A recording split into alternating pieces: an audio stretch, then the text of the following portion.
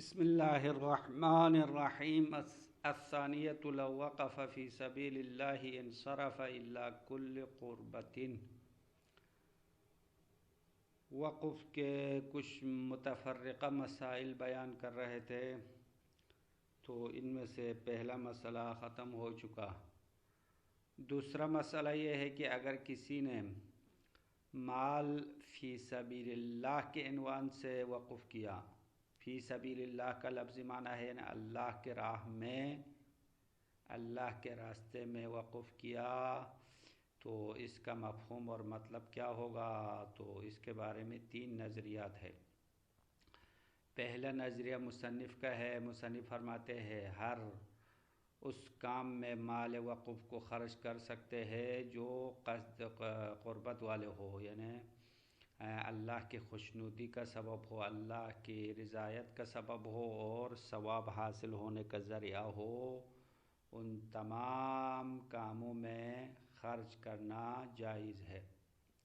بس فی سبیل اللہ معنی عام ہوگا، جیسا کہ یہاں پہ تین چار مثالیں دی ہے۔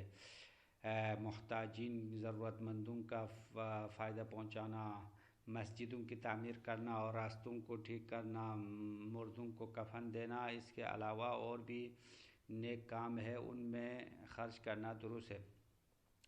دوسرا قول یہ ہے کہ فی سبیل اللہ سے مراد فقط جہاد میں خرچ کرنا چاہے۔ فی سبیل اللہ خاص ہے جہاد فی سبیل اللہ کے ساتھ، جو اللہ کے راہ میں کفار کے ساتھ جہاد اور جنگ کی جاتی ہے، اسی میں خرچ ہونا چاہیے۔ یہ دوسرا قول۔ تیسرا قول یہ ہے کہ جہاد کے ساتھ حج اور عمرہ کو بھی شامل کیا ہے، یعنی تیسرا قول والے کہہ رہے ہیں کہ فی سبیل اللہ سے مراد جہاد فی سبیل اللہ ہے اور حج اور عمرہ کرانا بھی شامل ہے۔ بس یہ تین اقوال فی سبیل اللہ کے بارے میں موجود ہے۔ اسی طرح یہی اختلاف موجود ہے اگر کسی نے مال سبیل خیر کے عنوان سے وقف کیا یا سبیل ثواب کے عنوان سے وقف کیا، خیر کے راستے میں، ثواب کے راستے میں، تو یہاں پہ بھی اختلاف ہے۔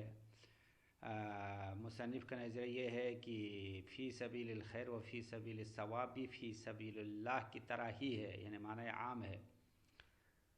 اور بعض علماء کا کہنا ہے سبیل الثواب سے مراد فقراء اور مساکین ہے، فقیر و مسکین پر خرچ کرنا چاہے، اور ان فقیروں میں سے جو اپنے رشتہ دار فقیر ہے ان کو مقدم کیا جائے گا۔ مال وقفی پہلے ان پر خرچ کرنا چاہے، اگر بچ جائے تو دوسرے فقراء تک لے جانا ہے۔ اور سبیل خیر سے مراد فقراء و مساکین اور ابن سبیل اور غارمون اور مکاتبون، یہ چار سبیل خیر میں شامل کیا بعض دوسرے علماء نے۔ سبیل خیر میں چار گروہ شامل ہے، فقراء و مساکین ہے اور ابن سبیل ہے۔ ابن سبیل یعنی وہ افراد جو فقیر تو نہیں ہیں اما راستے میں خرچہ ختم ہونے کی وجہ سے رہ گئے ہیں، اس کو ابن سبیل کہلاتے ہیں۔ غارمون سے مراد وہ مقروض افراد ہے جو قرض، جنہوں نے اپنی ضروریات زندگی کے لیے قرض لیا ہے اور مقروض ہو چکے ہیں، اپنے قرض ادا نہیں کر سکتے ہیں۔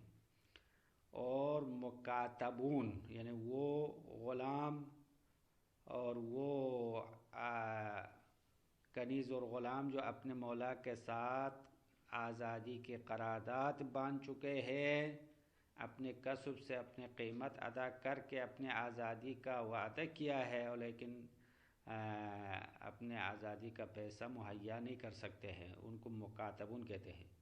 تو اگر کسی نے مال فی سبیل الخیر وقف کیا ہو تو یہ چار گروہ مخصوص ہوں گے، یعنی یہ بعض علماء کا نظریہ ہے۔ شہید ثانی فرماتے ہیں ہماری نظر بھی مصنف کی نظر کی طرح اقوی یہی ہے کہ سبیل اللہ بھی معنی عام ہونا چاہے اور سبیل خیر اور سبیل ثواب بھی معنی عام ہونا چاہے۔ ان عناوین کو کسی خاص عنوان کے ساتھ مخصوص کرنا درست نہیں ہے، مگر ان کی واقف نے اپنے ارادے میں یا اپنے الفاظ میں کوئی قرینہ لایا ہو، کسی خاص گروہ کو معین کرنے کا قرینہ لایا ہو تو قرینے کے مطابق عمل کیا جائے گا، ورنہ قرینے کے بغیر تینوں عناوین معنی عام پر حمل کرنا بہتر رہے گا۔ بس یہ مسئلہ ثانیہ کا خلاصہ ہے، اس کو ہم پڑھیں گے عبارت کے ساتھ، اس کے بعد مسئلہ ثالثہ الگ مسئلہ ہے، اس کو الگ بتانا پڑے گا۔ الثانیۃ لو وقف فی سبیل اللہ، اگر مال وقف کرے اللہ کے راستے میں، انصرف الی کل قربۃ، پس یہ وقف انصراف ہوگا ہر قصد قربت والے کاموں میں، لأن المراد من السبیل الطریق الی اللہ، کیونکہ سبیل سے مراد سبیل اللہ سے مراد اللہ کی طرف جانے کا راستہ ہے۔ تو اللہ ایک خاص مقام اور جگہ پر نہیں ہے جہاں ہم راستہ چن کے جائیں، ایسا نہیں ہے۔ راستہ اللہ کی طرف جانے کا راستہ کا مطلب یعنی اللہ کے رضایت اور خوشنودی کی طرف جانے کا راستہ ہے، اور اللہ کے ثواب حاصل کرنے کا راستہ ہے، نہ ان کے خود اللہ کی طرف جانے کا راستہ۔ لأن المراد من السبیل الطریق الی اللہ، کیونکہ اللہ کی طرف جانے کے راستے سے مراد الی ثوابہ، اللہ کی طرف جانے کا راستے کا مطلب ہے اللہ کے ثواب کی طرف جانے کا راستہ، ورضوانہ، اور اللہ کے خوشنودی اور رضایت کی طرف جانے کا راستہ ہے۔ فیدخل فیہ کل ما یوجب الثواب، پس اس سبیل اللہ کے عنوان میں ہر وہ چیز داخل ہوں گی جو ثواب کا سبب بنتا ہے۔ وہ کیا ہے؟ میں نے بیان کر رہا ہے، کل ما یوجب الثواب سے مراد من نفع المحاویج، محتاج مندوں کو فائدہ پہنچانا، یہ ثواب کا سبب ہے اور یہ سبیل اللہ کے عنوان میں شامل ہے۔ وعمارت المساجد، اور مسجدوں کی تعمیر کرانا، یہ بھی ما یوجب الثواب ہے۔ واصلاح الطرقات، اور اسی طرح راستوں کی اصلاح کرنا، سڑک بنانا، راستہ بنانا، یہ بھی ما یوجب الثواب ہے، فی سبیل اللہ کے عنوان میں شامل ہوں گے۔ وتکفین الموتیٰ، اور مردوں کو کفن دینا، جو نادار مردے ہیں جن کے کوئی مال نہیں ہے، اپنے پیچھے کوئی ارث ورث نہیں چھوڑا ہے، تو ان کو کفن دینا بھی سبیل ثواب میں شامل ہے۔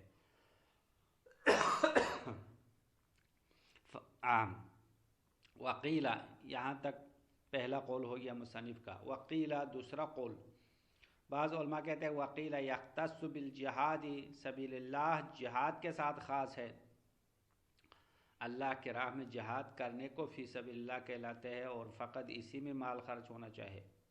تیسرا قول یہ ہے وقیل باضافۃ الحج والعمرۃ الیہ، جہاد کے ساتھ حج اور عمرہ کو بھی ملا لیا ہے۔ بس تیسرے قول والے کہتے ہیں جہاد فی سبیل اللہ سے مراد جہاد بھی ہے اور حج کرانا، عمرہ کرانا، یہ بھی شامل ہے۔ والاول اشہر، شہید ثانی فرماتے ہیں ان تین اقوال میں سے سب سے پہلا قول زیادہ مشہور ہے، اشہر ہے۔ مصنف کا قول اشہر ہے کیونکہ سبیل اللہ کا معنی عام لینا، یہ زیادہ مناسب ہے اور زیادہ مشہور قول ہے۔ وقضاء الوقف فی سبیل الخیر و سبیل الثواب، وقضاء، اسی طرح مصنف فرماتے ہیں سبیل اللہ کے عنوان کی طرح ہے سبیل خیر و سبیل ثواب میں اگر کوئی وقف کرے، فی سبیل الخیر وقف کرے یا فی سبیل الثواب وقف کرے تو بھی معنی وہی ہوگا، معنی عام ہوگا۔ کیوں؟ لاشتراک الثلاثۃ فی ھذا المعنی، کیونکہ یہ تین عناوین اس معنی میں شریک ہے، یعنی معنی عام ہونے میں شریک ہے۔ وقیل سبیل الثواب الفقراء والمساکین، اور بعض علماء کا کہنا ہے سبیل الثواب سے مراد فقط فقراء اور مساکین ہے۔ وَيُبْدَأُ بِأَقَارِبِهِ، اور ان فقراء و مساکین میں سے جو واقف کے نزدیک رشتہ دار ہے ان سے آغاز کیا جائے گا، یعنی سب سے پہلے اپنے رشتہ دار فقراء و مساکین کو مقدم کیا جائے گا، اس کے بعد بچ جائے تو باقی فقراء کو دینا ہے۔ تو سبیل خیر و سبیل ثواب سے مراد فقراء و مساکین ہے۔ وسبیل الخیر الفقراء والمساکین، اور سبیل الثواب کا مطلب تو فقراء و مساکین ہو گیا۔ اس قیلہ کے قول کے مطابق سبیل ثواب سے مراد فقراء و مساکین ہے خاص طور پر، اور سبیل خیر میں چار گروہ شامل ہے۔ سبیل خیر میں فقراء اور مساکین ہے، وہ ابن السبیل ہے، ابن السبیل جو راستے میں خرچہ ختم ہو کر بیچارہ رہ گیا ہے، محتاج من ہوا ہے، تو وہ بھی شامل ہے۔ والغارمون الذین استدانوا لمصلحتہم، اور وہ مقروض افراد بھی سبیل خیر میں شامل ہے جنہوں نے اپنے مصلحت کی خاطر قرض لیا ہے، مقروض ہو گئے ہیں۔ اب یہ لمصلحتہم اس لیے لایا ہے چونکہ بعض لوگ گناہ کے لیے قرض لیتے ہیں، بعض لوگ فسق و فجور کے کاموں کے لیے، اسراف کے لیے قرض لیتے ہیں، ان کو سبیل خیر میں شامل نہیں کرنا چاہیے۔ لمصلحتہم قرض لیا ہو، اپنے ضروریات زندگی کے خاطر قرض لیا ہو۔ والمکاتبون، اور وہ غلام، عبید اور کنیز جو اپنے مولا کے ساتھ اپنے آزادی کی قرارداد لکھ لیا ہو، قرارداد پر دستخط کیا ہے، اتنا پیسہ دے کر آزاد کرنا ہے اور پیسہ اپنے کسب سے ادا کرنا ہوگا۔ اور مکاتب کی بھی دو قسم ہیں، مکاتب مشروط اور مکاتب مطلق۔ بہرحال یہاں پہ قید نہیں لگایا، مکاتبون جو بھی قرارداد باندھنے والے ہیں، اپنے مولا کے ساتھ قرارداد باندھ چکے ہیں اور وہ پیسہ ادا نہیں کر سکتے ہیں، تو سبیل خیر میں جو مال وقف ہوگا مکاتبون کی آزادی کے لیے بھی خرچ کرنا ہے۔ یہ تو قیلہ کا نظریہ۔ والاول اقوا، شہید ثانی فرماتے ہیں ان میں سے پہلا نظریہ سب سے قوی نظریہ ہے۔ پہلا یعنی مصنف کا نظریہ، سبیل خیر اور سبیل ثواب اور سبیل اللہ تینوں عناوین کا مطلب ایک ہے اور معنی عام ہے، ہر کار خیر مراد ہے۔ الا ان یقصد الواقف غیرہ، الا یعنی پہلا قول بہتر نہیں ہوگا اگر واقف نے غیرہ یعنی اس کے علاوہ ارادہ کیا ہو، یعنی معنی عام کے علاوہ ارادہ کیا ہو تو واقف کے ارادے کے مطابق عمل کیا جائے گا، معنی عام پر حمل نہیں کرنا ہے۔ مسئلہ دوم یہاں تک مکمل ہو گیا۔ الثالثۃ اذا وقف علی اولادہ اشترک اولاد البنین والبنات۔ تیسرے مسئلے میں فرماتے ہیں اگر کسی نے وقف کیا اولاد کے لیے، اپنے اولاد کے لیے مال وقف کیا، تو اولاد کے عنوان میں دو باتیں شامل ہیں۔ ایک تو اولاد سے مراد اپنے بلا واسطہ اولاد بھی شامل ہے اور با واسطہ اولاد بھی شامل ہے، یعنی اپنے بیٹے اور اپنی بیٹیاں یہ بھی شامل ہے، یعنی بلا واسطہ اولاد، اور اپنے پوتے اور پوتی، نواسا اور نواسی بھی شامل ہے، یعنی بیٹے کے اولاد اور بیٹی کے اولاد بھی شامل ہے۔ تو پہلے مصنف نے فرمایا اگر اولاد کے لیے وقف کرے تو اولاد بنین اور اولاد بنات دونوں شامل ہے، یعنی بیٹی کی طرف سے جو اولاد ہے وہ بھی اس مال وقفی سے فائدہ اٹھا سکتے ہیں اور بیٹے کی طرف سے اولاد ہے وہ بھی اس میں شامل ہے، اور انسان کا بیٹا بھی اولاد ہے، انسان کی بیٹی بھی اولاد ہے۔ کیوں؟ اس کی دلیل کیا ہے؟ تو یہاں پہ شہید ثانی نے کچھ ادلہ پیش کیا، ان ادلہ میں سے بعض دلیل پہلے مطلب کے لیے ہے، یعنی اولاد میں بیٹا اور بیٹی دونوں شامل ہونا، اولاد بنین اور اولاد بنات، اور دوسرا مطلب یہ ہے کہ بیٹے میں، اولاد میں انسان کے جو ہے ڈائریکٹ اولاد یعنی بلا واسطہ اولاد بھی شامل ہے اور با واسطہ اولاد بھی شامل ہے۔ اس مطلب کو ثابت کرنے کے لیے بھی کچھ ادلہ ہے، بس ادلہ یہاں پہ مخلوط ہے، مکس ہے، بعض ادلہ مطلب اول کے لیے ہے، بعض ادلہ مطلب دوم کے لیے۔ اب اس کی وضاحت جو ہے عبارت میں تفصیلاً سے بیان کیا جائے گا، لیکن ابھی ہم خلاصے میں بطور اشارہ ایک دو ادلہ بیان کرتے ہیں۔ تو شہید فرماتے ہیں اولاد میں اولاد بنین اور اولاد بنات یعنی بیٹی کے اولاد اور بیٹے کے اولاد سب شامل ہونے کی پہلی دلیل استعمال شائع ہے، کیونکہ لفظ اولاد بیٹا اور بیٹی، بیٹی کے اولاد اور بیٹے کے اولاد کے لیے یعنی کثرت کے ساتھ استعمال ہوا ہے، لغت میں بھی اور شریعت میں بھی۔ تو شریعت میں استعمال کرنے کی 3 آیات بطور دلیل پیش کیا۔ ایک تو قرآن میں بہت سارے آیتوں میں یا بنی آدمہ کے عنوان سے مخاطب ہوا ہے، اللہ نے حضرت آدم کی اولاد کو ابن کہا، ابن آدم، آدم کے اولاد، آدم کے بیٹے. تو یہاں پہ ابن آدم میں فقط جو ہے بیٹی نہیں ہے بلکہ بیٹے اور بیٹی بھی شامل ہے، یا فقط بیٹا نہیں ہے. ابن آدم یا بنی آدم، حضرت آدم کے اولاد میں بیٹا اور بیٹی بھی شامل ہے.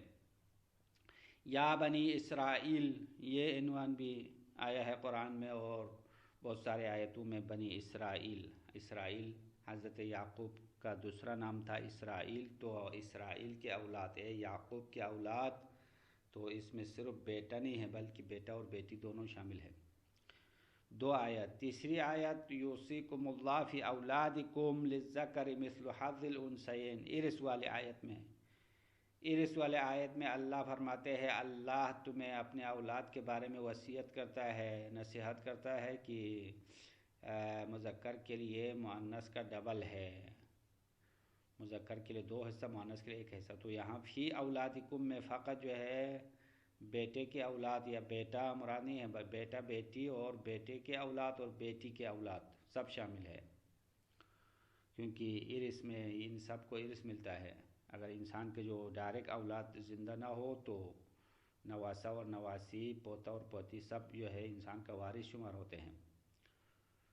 تو یہ استعمال شرعی کی مثالیں ہو گئی. اور اگلی دلیل اجماع ہے، وَلِلْإِجْمَاعِ عَلَى تَحْرِيمِ حَلِيلَةِ وَلَدِ الْوَلَدِ ذَكَرًا وَأُنْثَىٰ. تمام علماء اسلام اجماع ہے کہ انسان کے بیٹے کی جو زوجہ ہے وہ انسان پر حرام ہے.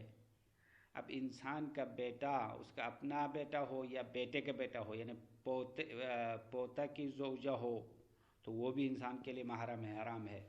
اسی طرح انسان کے جو ہے بیٹی کا جو بیٹا ہے نواسے کی زوجہ بھی انسان کے لیے حرام ہے، اس کی بہو ہے. اس طرح بیٹے کی جو زوجہ ہے انسان کی بہو ہے، اور پوتے کی زوجہ انسان کی بہو ہے، حرام ہے، محرم ہے. اسی طرح انسان کے نواسے کی زوجہ تو وہ بھی انسان کے لیے بہو شمار ہوتی ہے اور انسان کے لیے حرام ہے. اور ان تمام عورتوں کے محرم ہونے کے لیے قرآن کی اس آیت کو استدلال کے لیے پیش کیا ہے، وَحَلَائِلُ أَبْنَائِكُمْ. سورہ نساء کے آخری آیات ہے تقریباً. ان آیات میں جن عورتوں سے شادی کرنا حرام ہے یا محرم ہے ان عورتوں کے لیے فہرست میں اس لائن میں وَحَلَائِلُ أَبْنَائِكُمْ کو بھی شامل کیا، یعنی تمہارے اپنا کے تمہارے بیٹوں کی جو حلیلہ ہے، بیٹوں کی زوجات ہے، وہ تم پر حرام ہے. تو بیٹوں کی زوجہ سے مراد یعنی صرف پوتے کی زوجہ یا بیٹے کی زوجہ مراد نہیں ہے بلکہ انسان کے نواسے کی زوجہ بھی اس میں شامل ہے. اسی لیے تمام علماء نے بالاجماع فتویٰ دیا ہے کہ انسان کے پوتے کی زوجہ، انسان کے بیٹے کی زوجہ انسان کے لیے محرم ہے. اسی طرح انسان کے نواسے کی زوجہ بھی انسان کے لیے حرام ہے، محرم ہے، بہو شمار ہوتی ہے. یہ آیات ہے قرآن کے آیات. اور دوسری دلیل پیغمبر اکرم کی حدیث ہے کہ پیغمبر اکرم سے ایک حدیث میں نقل ہوا ہے کہ ایک مرتبہ امام حسن علیہ السلام نے بچگی کے ایام میں پیغمبر کے دامن میں بول کیا تو اصحاب نے چاہا اس کو بند کر دے. بول قطع کرنا چاہا تو پیغمبر نے فرمایا لا تزرموا ابنی، یعنی میرے بیٹے پر بول کو بند نہ کرو، اس کو آرام سے بول کرنے دو. اب یہاں پہ شاید مثال لفظ ابنی میں ہے، پیغمبر نے لفظ ابنی امام حسن کے لیے استعمال کیا، وہ حالانکہ امام حسن پیغمبر کا نواسا ہے یعنی بیٹی کی اولاد ہے تو اس کو بھی ابن کا لفظ استعمال کیا. اب یہ حدیث تو بحر الانوار میں منقول ہے، اما یہ شان امامت سے کوئی مناسب حدیث نہیں ہے کہ امام ہمارے عقیدے کے مطابق امام ہے، چھوٹا ہو یا بڑا ہو تو پیغمبر کے دامن میں پیشاب کرنا یہ ادب کے خلاف ہے۔ اب اس کو اس حدیث کے بارے میں تحقیق کرنا پڑے گا کہ آیا یہ صحیح حدیث ہے یا غیر صحیح ہے۔ تو بہرحال یہاں پہ شہید ثانی نے لفظ ابنی سے استدلال کے لیے اس حدیث کو ذکر کیا ہے، اور ان تمام آیات اور احادیث میں لفظ ابن اولاد، بیٹی کے اولاد اور بیٹی کے اولاد سب کے لیے استعمال کیا، اور علم اصول میں سید مرتضیٰ رحمۃ اللہ علیہ کا ایک قاعدہ ہے، الاستعمال علامت الحقیقہ، یا ایک دوسرا نام اس کو دیا ہے الاصل فی الاستعمال الحقیقہ۔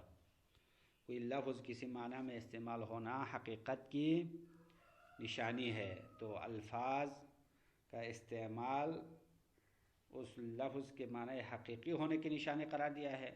بس اس بنا پر لفظ ابن اور لفظ اولاد، بیٹے کے اولاد اور بیٹی کے اولاد دونوں کے لیے حقیقت شمار ہونا چاہیے۔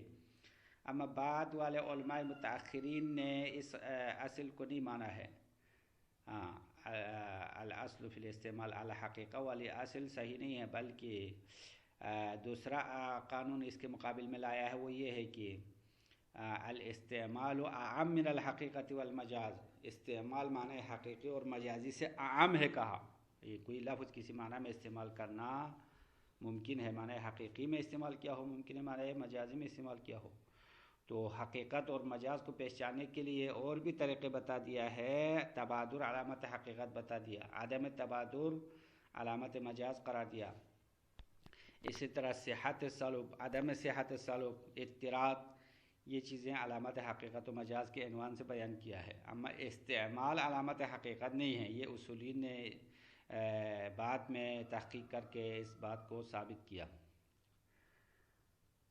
بس یہاں تک ایک قول مکمل ہو گیا۔ مصنف کا نظریہ یہ تھا کہ اگر اولاد کے لیے وقف کیا تو اس میں دو مطلب ثابت ہوگا، ایک اولاد بنین اور اولاد بنات، اس کی بیٹی اور بیٹا سب اولاد میں شامل ہے، اور دوسرا مطلب یہ ہے کہ اس کے نواسہ اور نواسی اور پوتا و پوتی بھی شامل ہے، یعنی بیٹی کی اولاد اور بیٹے کی اولاد، بس ڈائریکٹ اولاد اور اولاد کی اولاد، نواسہ نواسی اور پوتا پوتی بھی شامل ہونا، یہ ایک مطلب ہو گیا۔ دوسرا مطلب یہ ہو گیا کہ بیٹی کے اولاد بھی شامل ہونا اور بیٹے کے اولاد بھی شامل ہونا، یعنی فقط بیٹے کے اولاد کے ساتھ منحصر نہیں ہے، بیٹی کے اولاد بھی شامل ہونا، یہ دوسرا مطلب ہے، اور پہلا قول یہ ہے۔ اما دوسرا قول اس کے مقابل میں آیا ہے۔ بعض علماء کا کہنا ہے کہ جب اولاد استعمال کرے تو ڈائریکٹ جو اولاد ہے اسی کے لیے ملنا چاہیے، یعنی اس کی جو انسان کی بلا واسطہ اولاد ہے وہ اس وقت میں شامل ہوگا۔ اولاد مطلقاً شامل نہیں ہونا چاہیے۔ مطلقاً کا مطلب یعنی بیٹی کی اولاد ہو یا بیٹے کی اولاد ہو، اس میں ولد میں پوتا اور پوتی، نواسہ اور نواسی شامل نہیں ہونا چاہیے۔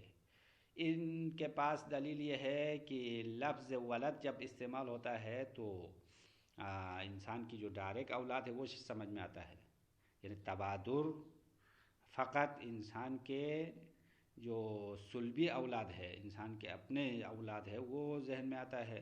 دوسرے اولاد جو پوتا پوتی ہے، نواسہ نواسی ہے، وہ تبادر نہیں ہوتا، بس تبادر نہ ہونا علامت مجاز ہے۔ اور دوسری دلیل یہ ہے کہ لفظ ولد انسان کے پوتا اور پوتی، نواسہ نواسی سے سلب کر سکتے ہیں۔ انسان اپنے پوتے سے کہہ سکتا ہے ھذا لیس ولدی، یہ میرا بیٹا نہیں ہے بلکہ میرے بیٹے کا بیٹا ہے، یہ کہہ سکتا ہے، تو صحت سلب علامت مجاز ہے۔ پھر اس قول سے مصنف نے اسی قول کو کتاب شرح ارشاد میں مانا ہے۔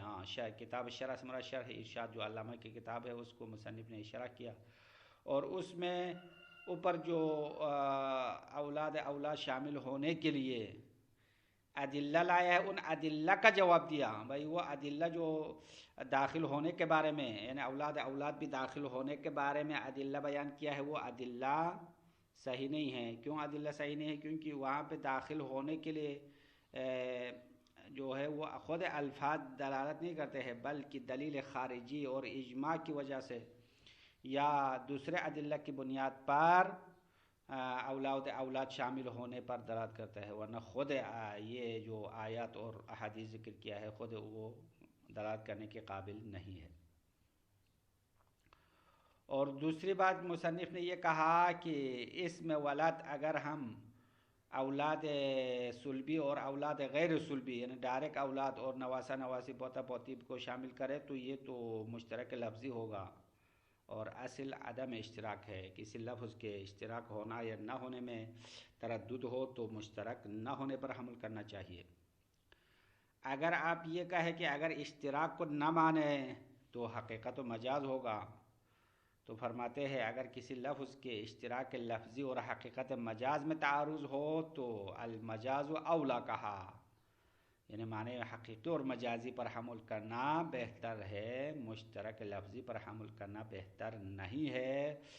اور شہید ثانی بھی آخر میں فرماتے ہیں یہی دوسرا قول اظہر ہے، زیادہ واضح تر ہے، لیکن اگر خود واقف نے اپنے الفاظ میں کوئی قرینہ لائے اولاد بھی شامل ہونے کا تو قرینے کے مطابق عمل کرنا چاہیے۔ بس اس مسئلے کا خلاصہ یہ ہوا۔ اب عبارت پڑھ لیں گے۔ الثالثۃ اذا وقف علی اولادہ، اگر واقف نے مال اپنے اولاد پر وقف کیا، اشترک اولاد البنین والبنات، بنینا جمع ابنہ بنینا، تو اولاد بنین اور اولاد بنات دونوں شریک ہوں گے، بیٹے کی اولاد اور بیٹی کی اولاد دونوں شامل ہوں گے، کیونکہ لاستعمال الاولاد فیما یشمل اولادہم، کیونکہ لفظ اولاد استعمال ہو چکا ہے فیما یعنی اس معنی میں یشمل اولادہم ان کی اولاد کو شامل کرتا ہے، استعمالا شائعا لغتا و شرعا، اور یہ استعمال ایک دو دفعہ نہیں ہے بلکہ استعمال شائع اور مشہور ہے لغت کے لحاظ سے بھی اور شریعت کے لحاظ سے بھی، کا قولہ تعالی، جیسے کہ اس کے لیے مثال لا رہے قرآن کی آیت ہے یا بنی آدم، قرآن کی مختلف آیات میں یا بنی آدم کا لفظ استعمال ہوا ہے، اور بنی آدم میں صرف جو ہے حضرت آدم کی صلبی اولاد مراد نہیں ہے بلکہ آدم کے اولاد سب شامل ہے۔ اسی طرح یا بنی اسرائیل، یہ عنوان بھی شامل ہے سب اولاد کو، حضرت اسرائیل حضرت یعقوب کی تمام اولاد کو بنی اسرائیل کا نام دیا۔ وَيُوصِيكُمُ اللَّهُ فِي أَوْلَادِكُمْ، اور ارث والے آیت میں اللہ فرماتے ہیں اللہ تمہیں کہ تمہارے اولاد کے بارے میں وصیت کرتا ہے، تو اولاد سے مراد فقط صلبی اولاد نہیں ہے بلکہ انسان کے صلبی اولاد ہو اور اولاد کے اولاد ہو وہ بھی شامل ہے، اسی طرح انسان کے بیٹے کی اولاد اور بیٹی کی اولاد بھی شامل ہے۔ وَلِلْإِجْمَاعِ عَلَى تَحْرِيمِ حَلِيلَةِ وَلَدِ الْوَلَدِ ذَكَرًا وَأُنْثَىٰ، اور دوسری دلیل یہ ہے کہ تمام علماء اتفاق ہے انسان کے بیٹے کی جو زوجہ ہے یعنی انسان کی بہو، وہ انسان پر حرام ہونے پر اجماع ہے۔ اب وہ بہو جو ہے انسان کے بیٹے کی بہو ہو یا ولد یعنی پوتے کی زوجہ ہو یا نواسے کی زوجہ ہو، ذکرن و انثیٰ سے مراد یعنی ولد بیٹے کا بیٹا پوتے کی زوجہ بھی انسان کے لیے حرام ہے، محرم ہے۔ اسی طرح انثیٰ سے مراد یعنی انسان کی بیٹی کا بیٹا اور اس کی زوجہ یعنی نواسے کی زوجہ مراد ہے، انسان کی نواسے کی زوجہ بھی انسان پر حرام ہے، من قولہ تعالی وحلائل ابنائکم، اور اجماع قائم ہوا ہے حلیلہ ولد حرام ہونے پر اس آیت سے استفادہ کیا ہے کہ قرآن میں کہا وحلائل ابنائکم، تمہارے اوپر حرام عورتوں میں سے ایک تمہارے بیٹوں کے حلائل، بیٹوں کی زوجات بھی حرام ہے، تو بیٹوں سے مراد انسان کا اپنا بیٹا ہو یا انسان کا نواسا ہو یا انسان کا بیٹا ہو، ان سب کی زوجات خود انسان کے لیے محرم ہے، حرام ہے۔ وَلِقَوْلِهِ صلی اللہ علیہ وآلہ وسلم، ایک اور دلیل یہ ہے کہ پیغمبر اکرم کا فرمانا ہے لا تظلموا ابنی، یعنی میرے بیٹے پر بول بند نہ کرو، یعنی الحسن، ابنی سے مراد امام حسن مراد ہے، الحسن علیہ السلام ای لا تقطعوا علیہ بولہ، لا تزرموا کا معنی کر رہا ہے کہ تم اس کے بول کو، اس کے پیشاب کو بند نہ کرو. لما بال فی حجرہ، جب امام حسن علیہ السلام نے بچگی کے دوران پیغمبر کے دامن میں پیشاب کیا. والاصل فی الاستعمال الحقیقت، اور استعمال میں اصل حقیقت ہے. جب کوئی لفظ کسی معنی میں استعمال ہوا تو مطلب وہ معنی حقیقی ہے. یہ سید مرتضیٰ کا نظر ہے. وهذا الاستعمال كما دل على دخول اولاد الاولاد فی الاولاد دل على دخول اولاد الاناس ایضاً. اب شہید ثانی فرماتے ہیں ان ادلہ سے دو مطلب کا استفادہ ہوتا ہے. ایک مطلب تو یہ ہے کہ اولاد میں داخل ہے، یہ مطلب استفادہ ہوگا. دوسرا مطلب یہ ہے کہ اولاد اناس اور اولاد ذکور دونوں شامل ہے. بس ان ادلہ سے دو باتیں سمجھ میں آتی ہے. وہذا الاستعمال، یہ استعمال کما دل، جس طرح دلالت کرتا ہے علی دخول اولاد الاولاد فی الاولاد، اولاد میں داخل ہونے پر دلالت کرتا ہے یا دلالت کیا ہے. اسی طرح دل علی دخول اولاد الاناس ایضاً، مؤنث کی اولاد، بیٹیوں کی اولاد بھی داخل ہونے پر دلالت کیا ہے.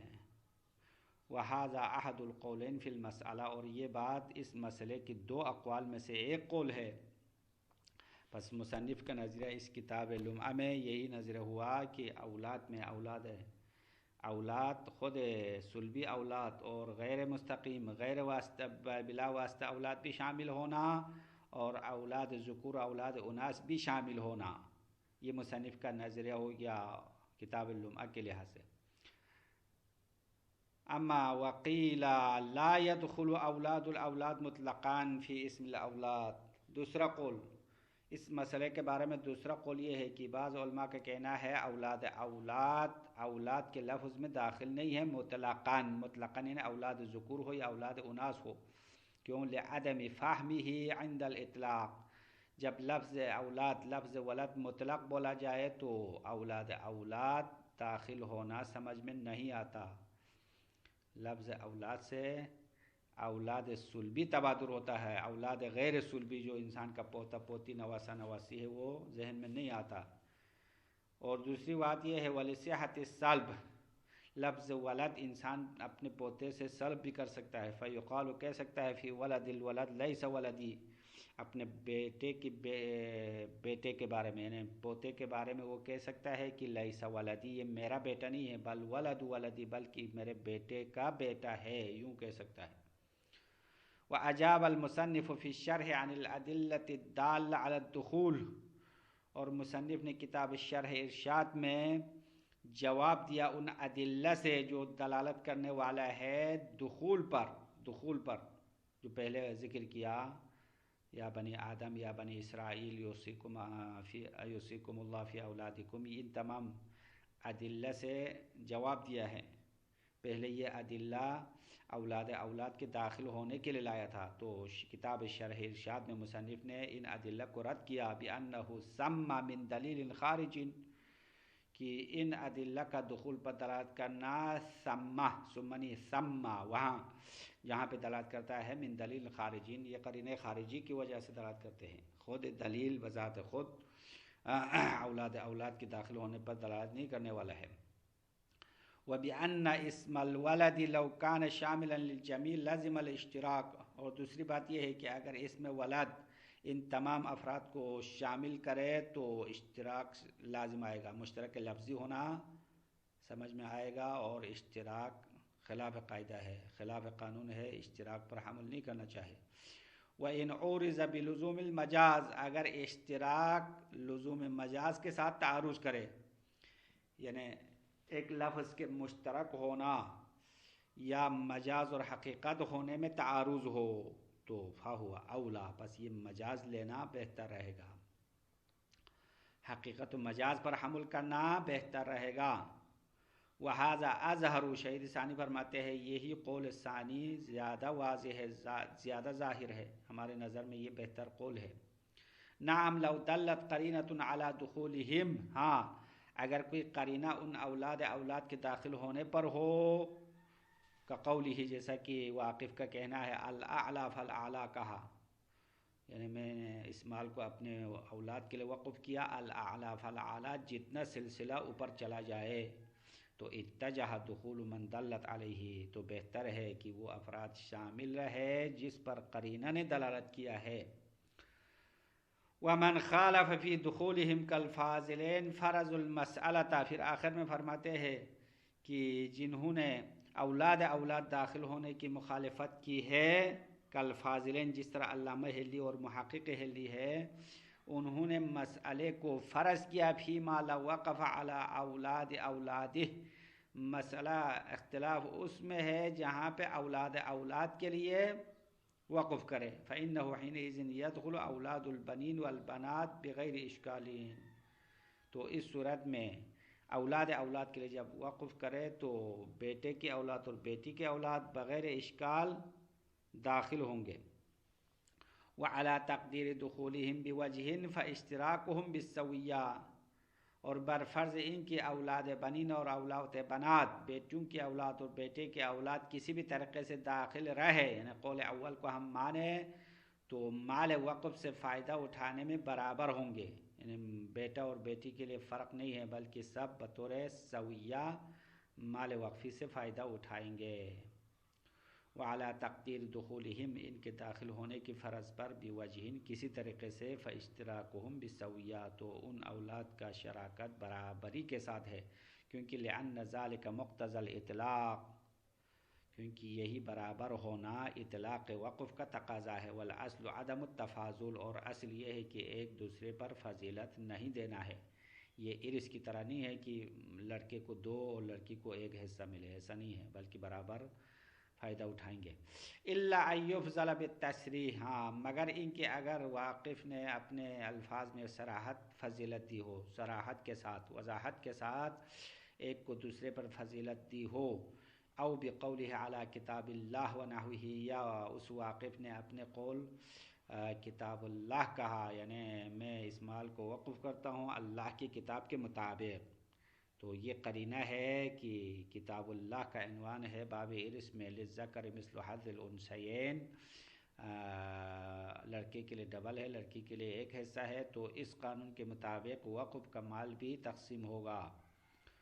وَلَوْ قَالَ عَلَى مَنِ انْتَسَبَ إِلَيَّ لَمْ يَدْخُلْ، اس مسئلے کا آخری مسئلہ یہ ہے کہ اگر کسی نے اس طرح مال وقف کیا کہ یہ مال ہر اس شخص پر ہے جو میری طرف نسبت ہو، تو ایسی صورت میں اولاد بنات شامل نہیں رہیں گے، یعنی بیٹیوں کی اولاد منسوب الیہ کے ساتھ مربوط نہیں ہوگا، بلکہ بیٹے کے اولاد من انتسب الیہ میں شامل رہیں گے، کیونکہ پہلے مسئلہ اول میں تقریباً بتا دیا، نہیں مسئلہ اول میں نہیں، یہ عناوین کے وضاحت میں بتا دیا، اگر کسی نے ہاشمی کے لیے وقف کیا، حسینی کے لیے، علوی کے لیے، یعنی نسبت کے ساتھ، تو باپ کی طرف سے اتصال ہونا چاہیے۔ ہاں یہ قانون یہاں پہ بھی ہے کہ اگر کسی نے یوں وقف کیا کہ یہ مال ہر اس شخص کے لیے وقف ہے جن کی نسبت میری طرف ہو، تو اس میں اولاد بنات شامل نہیں رہے گی۔